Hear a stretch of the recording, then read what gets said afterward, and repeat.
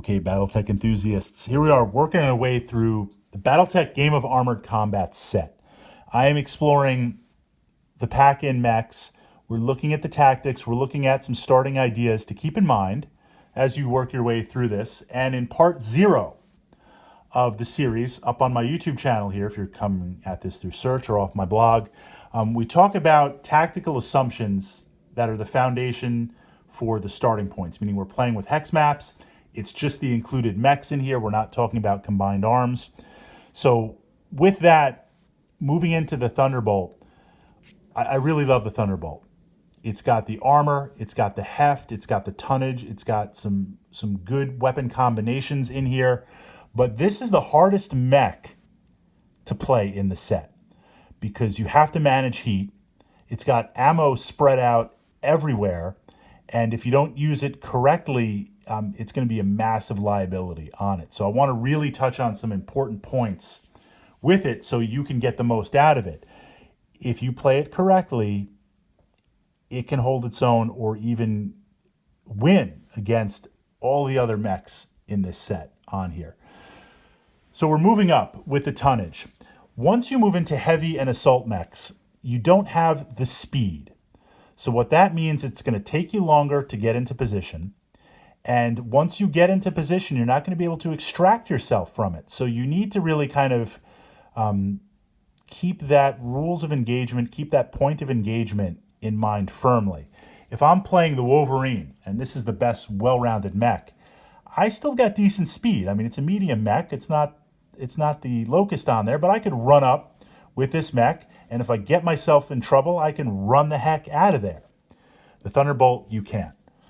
So I need to be aware of where the opponent's mechs are, what the mission is, and pick that point on the hex map to commit. Now we're moving into 30 center torso, 20 in the arms, 29 in the leg. These mechs have enough armor where you can go toe-to-toe for a while. And I never want to go toe-to-toe with a mech one-on-one, meaning I don't want to do this where we're shooting at each other. I mean, it happens all the time in Battletech because it's the mission. I'd rather it be something like this, or I'd rather it be something like that, or even just, look, sending the commando up to like run and try to punch you from behind on there. But it has the armor that you can do that. If you need to have a delaying action for a while, meaning if the mission is such where you need to shut down a portion of the map, the hex map, you plant the Thunderbolt there. You've got the armor, barring some insane critical hit, which could happen anywhere. You've got the armor. You could take 2 or 3 turns of shooting while you're putting out the pain, while you're putting out the hurt to your opponent on there. If you make a mistake with the Thunderbolt, you can recover. If you bite off a little bit more than you chew in there, you can recover because it has the armor. So that's the first piece on it. So then why is it a challenging mech? Well, we've got 15 heat sinks on it, and we're looking at the 5S, the kind of the core version on there. You've got a long-range missile 15 pack. You've got a large laser. You've got 3 medium lasers. You've got the short-range 2, and, well, you know, the machine guns aren't going to put off any heat on there. What that means is you cannot be firing all of these weapons constantly all at once. You're going to have to really pace your firepower. You really need to watch your heat.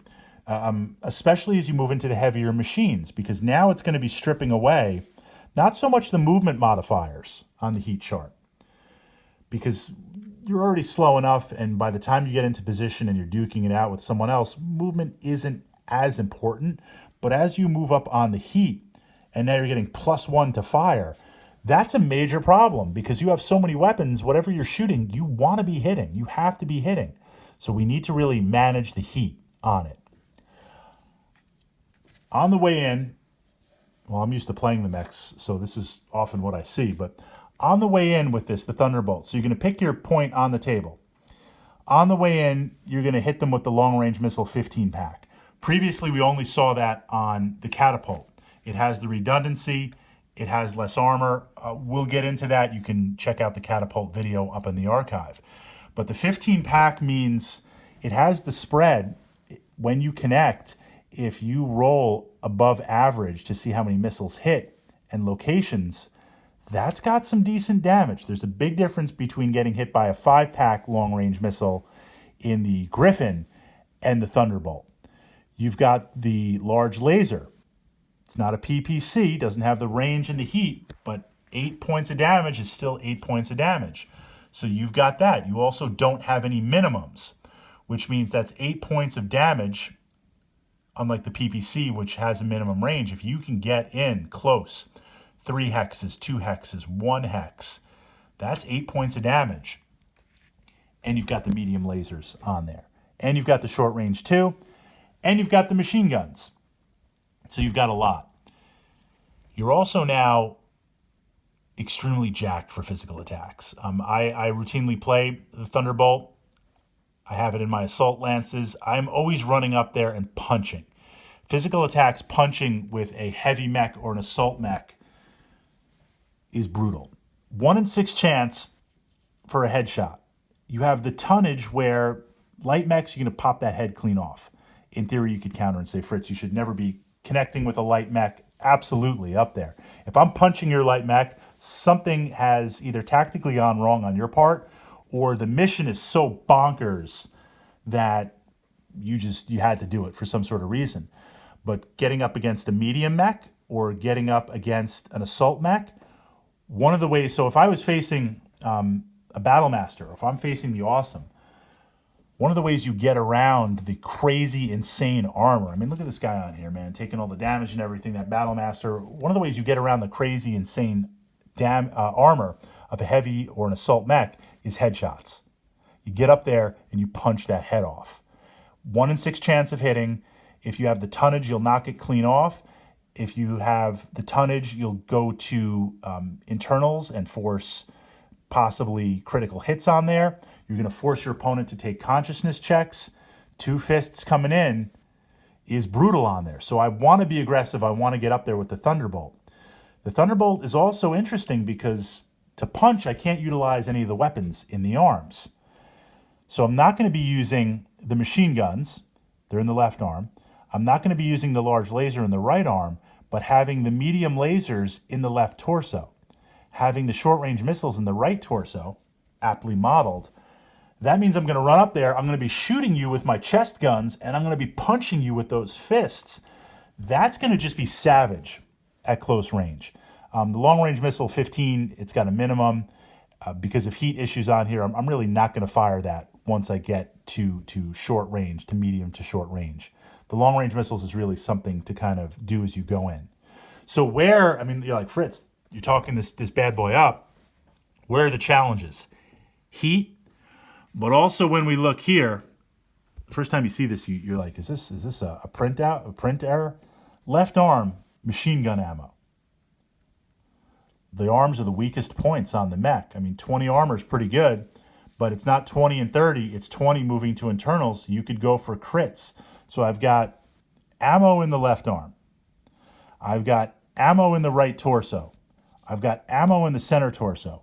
What that means is if this goes to internals, I'm sitting on a lot of boom boom. I'm sitting on a lot of stuff that can explode. Now, you can jettison the ammo. You can take less ammo. You don't have to, it's showing the maximum that it can hold. Often in Battletech, what you'll do, if it's just a one-off game, you might say, look, I don't need to carry 50 rounds of SRM2 ammo. I'll take 5. I don't need 16 salvos, of long-range missile. I'll take 5. I mean, you don't have to take the full amount. But even taking a lightened load, the battle damage calculation, how it spreads, is if that thing sparks off, you're just going to explode. So this becomes very, very vulnerable when it goes to internals. Compare that with the Awesome. It's got energy weapons. It's got no ammo. If you go to internals, with the exception of center torso engine damage cripples this because it's an energy mech. It puts out heat with the PPCs. Gyros and engine cripple any mech, but especially the Awesome. But not having any ammo means if it goes to internals, what's the worst that's going to happen? I'm going to lose a weapon. And the fact that it has its 2 PPCs in the left and right torso, this thing is a brawler. This thing is just a crazy, crazy mech. Of course, it's an assault mech. You're paying the battle value for it on there.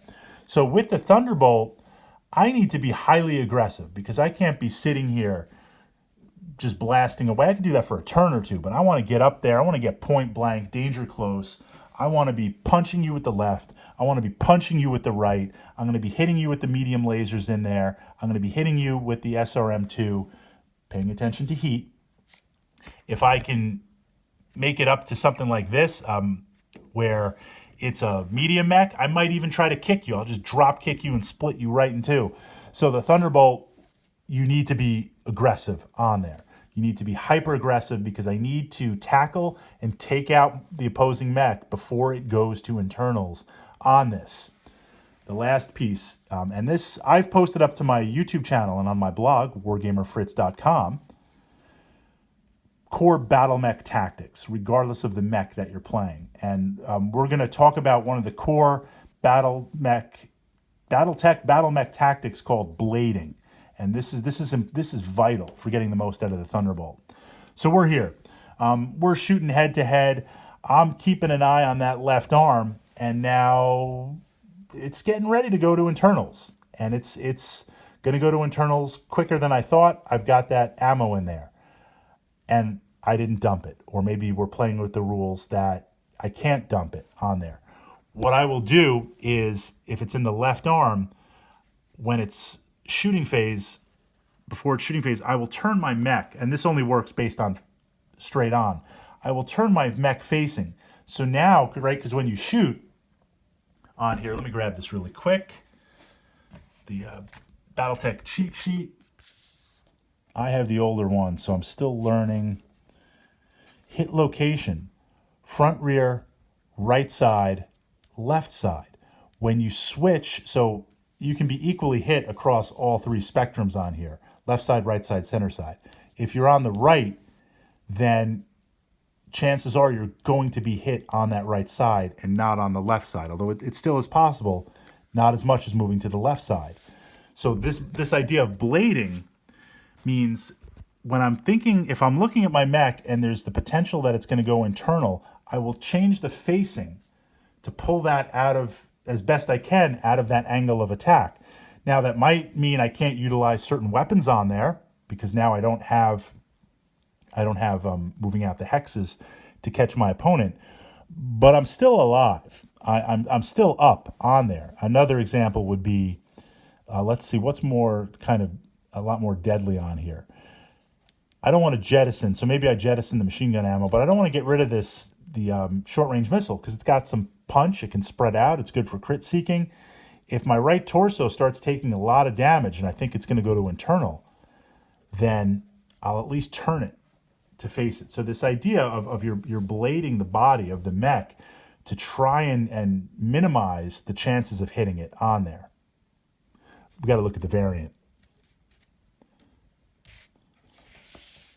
So the SE, the 5 SE, is a little more interesting because essentially it now adds jump capability on it. Jump capability on a heavy mech, on an assault mech. There are a few out there. Jumping is not as important in the starter set here because we don't have city fight. I mean, jumping in city fight turns you into just an entirely new tactical area. But the jumping does allow you to kind of jump up, shoot a bunch of stuff, and then jump down. That's why we talked about the Griffin being a great sniper mech, because you've got the PPC, you've got the long-range missiles. This thing pops up, hits the jump jets, jumps up 3 elevation, is on there, shoots, jumps back down, jumps up. Why would I really be jumping with this Thunderbolt on there? And I lose the machine guns, which you could say that's actually a good thing because we don't have infantry in this game. And since we don't have infantry in the core set, the machine gun is actually a liability with the ammo for the Thunderbolt. Because if I get that close, see, if the Locust gets close, it's going to use the machine guns. Because A, it doesn't have hands, and B, it doesn't have the tonnage really for physical attacks. The Thunderbolt being located with the machine guns here in the arm, I'm going to be punching you instead. But if we go total warfare and you start adding in infantry, this thing is just going to shred infantry. Infantry are just going to run the opposite way on there. So we could argue that on the SC version variant, yeah, it's good. It's actually made it more survivable by dropping the machine gun on there. But I don't necessarily like dropping the long range missiles from the 15 down to the 10 and losing that short range missile 2-pack on there, all for the jump. I guess you could do death from above. That turns this into a brutal death from above mech, because death from above is extremely risky, but the payoff is the tonnage is amplified so much. It's on the punching table on there. So headshot, you've just crushed it. It's done. If you hit into the torsos, it's probably going to crush that. They're in a lot of trouble. I mean, if we're looking at this tonnage. The downside is if you connect, you do a successful death from above, you're going to take leg damage. Well, you've got leg 29 in there that you can do it. I mean, maybe they put this in so you learn how to death from above. And if you fail your death from above and you miss, or when you land, you fall and trip over, you're going to take damage. At least you can take that damage on here being a heavy mech, or kind of borderline actually assault mech. This is the least variant that I would play. And that's not just saying that I'm a purist on there. I would rather go with the 5S, even with all of its quirks and its liability. It's a beast of a machine. It really, really is. So now we're moving into the real kind of heavy guns of the set, the Battlemaster and the Awesome.